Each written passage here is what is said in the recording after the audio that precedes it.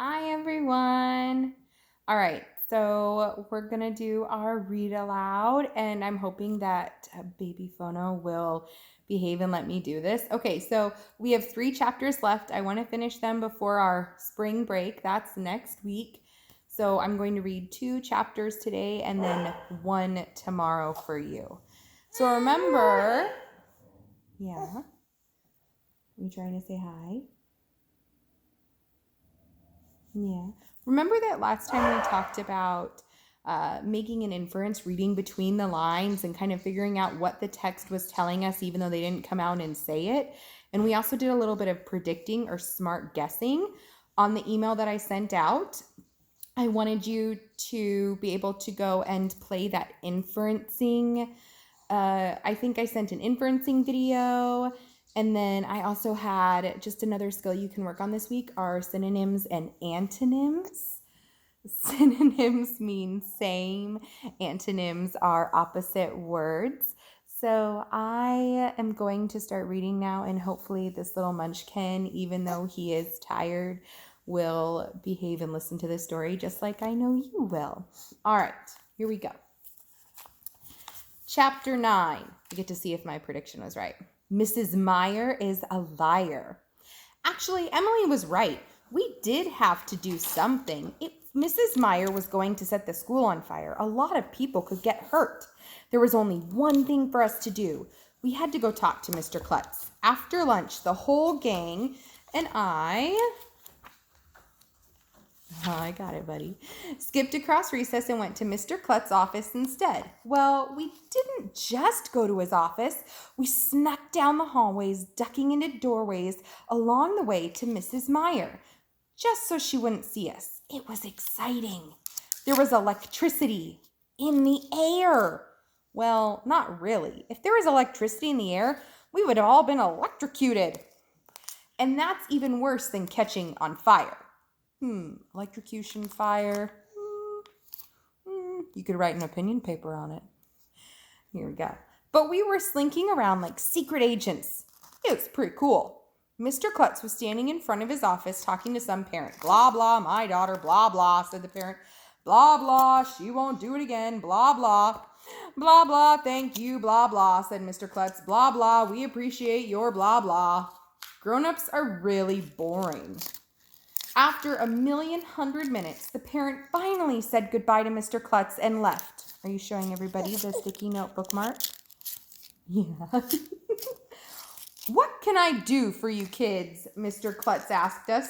Aren't you missing recess? We have an important question we need to ask you, said Andrea. Is Mrs. Meyer a real firefighter?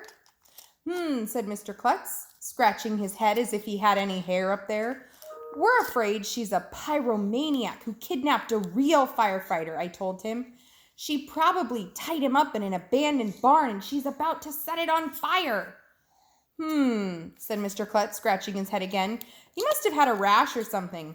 Mrs. Meyer told me she's a real firefighter. She looks like a real firefighter. She talks like a real firefighter. But I can't be completely sure. Maybe you should ask her to prove that she's a real firefighter. Yeah, Alexia said. Let's make her prove it. Yeah, we all agreed. Where is Mrs. Meyer? Asked Andrea. Oh, she's not here, said Mr. Klutz. She said she wanted to take the rest of the day off, but the fire chief told her she had to go to the firehouse for an important meeting at 3:15. Important meeting, I said. Ha! Mrs. Meyer is a liar.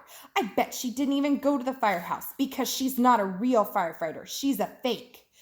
That's when I got the greatest idea in the history of the world. I looked at Ryan. Ryan looked at Neil. Neil looked at Andrea. Andrea looked at Alexia. We were all looking at each other because we all had the same genius idea. Important meeting, 3:15. We get out of school at 3 o'clock.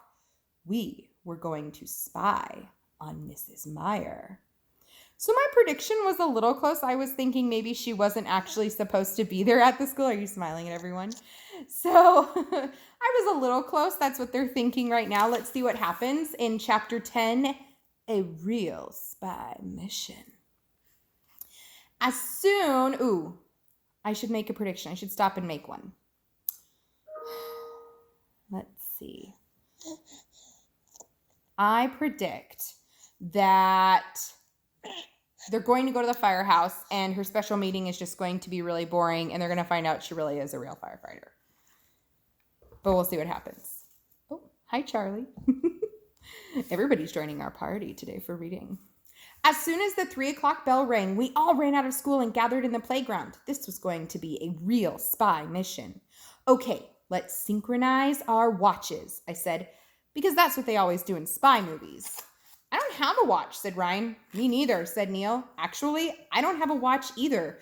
It just sounds really cool to say. Let's synchronize our watches. You can try that right now. Does it sound cool to say?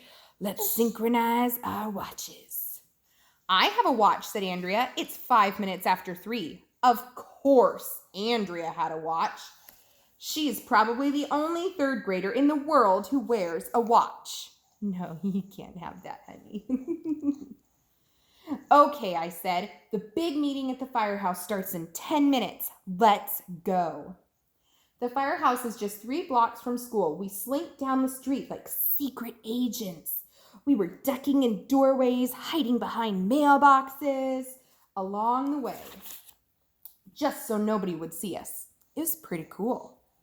Finally, we reached the firehouse. There was a giant garage door where the fire trucks drive in and out. I'm scared, said Emily, as we lurked next to the door. If Mrs. Meyer isn't in there, whispered Alexia, that's proof that she isn't a real firefighter. And if there's no meeting going on in here, whispered Michael, that means Mrs. Meyer is a liar. Dun, dun, dun. Shh, whispered Andrea, looking at her watch. It's 3:15 right now. We peeked our heads around the wall so we could snoop on what was happening inside the firehouse. Do you see anything? Neil whispered. No, whispered Michael. There's nobody in there. The place is empty. Nothing's going on, whispered Ryan. There's no meeting. That's proof, I whispered. See, I told you Mrs. Meyer wasn't a real firefighter. She's probably home watching TV and eating bonbons. Are you going to help hold the book? Thank you. Shh, whispered Andrea. That's when the most amazing thing in the history of the world happened. Mrs. Meyer came walking down the street. Well, that's not the most amazing part because Mrs. Meyer probably walks down the street all the time. The amazing part was what happened next. Mrs. Meyer was coming from the other direction and she didn't see us. Look, whispered Emily. She's going into the firehouse. At that moment, lights started flashing, sirens started screaming, bells started ringing, whistles started blowing, alarms started sounding. My ears started hurting. It must be a fire, shouted Ryan. We gotta get out of here. But it wasn't a fire. If it was a fire, all the firefighters would have jumped on the fire truck and driven out of the firehouse. Instead, they all jumped out from behind the fire truck and yelled at Mrs. Meyer. Surprise! A giant banner came down from the ceiling. Are you ready? Here's the giant banner. It says, Happy birthday, Mrs. Meyer. It's not a fire, said Michael. It's Mrs. Meyer's birthday. They're throwing her a surprise party, said Andrea. That's so sweet. Andrea was right for once in her life. All the firefighters gathered around Mrs. Meyer. They were hugging her and giving her presents. So I guess she really is a firefighter after all, said Alexia. Well, we had accomplished our spy mission. We were about to turn around and go home, but that's when the most amazing thing in the history of the world happened. What are you kids doing here?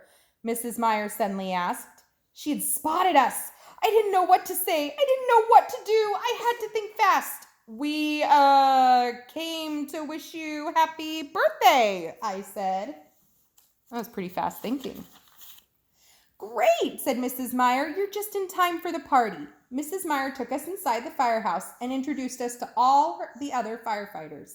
They let us climb on a fire truck, which was really cool, and we got to pet their fire dog. But the coolest part was when they took us up to the second floor and let us slide down the fire poles. Ooh, that's pretty cool. That was so much more fun than taking the stairs. I'm going to get my parents to put a fire pole in our house. Ooh, what a thing to put on your Christmas list. Emily was too scared, but the rest of us slid down the fire poles 1,100,000 times. Then one of the firefighters wheeled in a giant cake. Cake! I love cake! This will make up for the cake I didn't get to eat on my birthday, said Emily. Mrs. Meyer must be really old because that cake had a lot of candles. 2 of the firefighters lit them, and then we all, excuse me, Bubby, thank you. We all sang happy birthday. Make a wish, one of the firefighters told Mrs. Meyer. She closed her eyes. That's when the weirdest thing in the history of the world happened. But I'm not going to tell you what it was. Okay, I'll tell you. But you have to read the next chapter. So na, boo-boo on you. To which, at this point in class, Patience would probably scream a little bit and yell, no, not a cliffhanger! And a couple of the rest of us would lose it too. But it is going to be a cliffhanger because we're not going to do the last chapter until our Read Aloud drops on Friday. My prediction? It was close. I mean, she did turn out to be a real firefighter, but there wasn't a boring meeting. It turned into be her surprise birthday party. So now we get to see what happens, the weirdest thing in the history of the world in this next chapter, the last one. And then next week you have spring break, relax, unwind, have a lot of fun outside. Yeah, that's what we're going to do. Yeah, go run around our house. And then after break, we're starting a new book. You say yay? Yay! Thanks for reading with me and Baby Fono. And we will see you guys later. I miss you all so much. You say bye. You say bye. Yeah. Say bye.